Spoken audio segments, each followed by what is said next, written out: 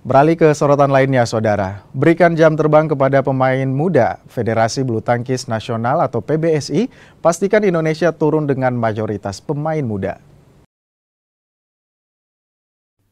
Persatuan Bulu Tangkis Seluruh Indonesia atau PBSI resmi mengumumkan atlet bulu tangkis yang akan turun di SEA Games 2025 mendatang.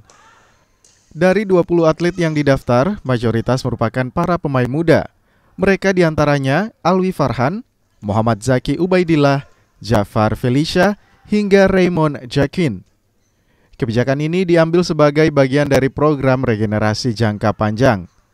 Tak hanya itu, ini juga sekaligus memberikan pengalaman internasional kepada atlet-atlet muda. SEA Games 2025 akan digelar di Thailand pada 7 hingga 14 Desember mendatang. Meskipun demikian, PBSI tetap memasang target meraih 1 medali emas di SEA Games 2025. Tim Liputan.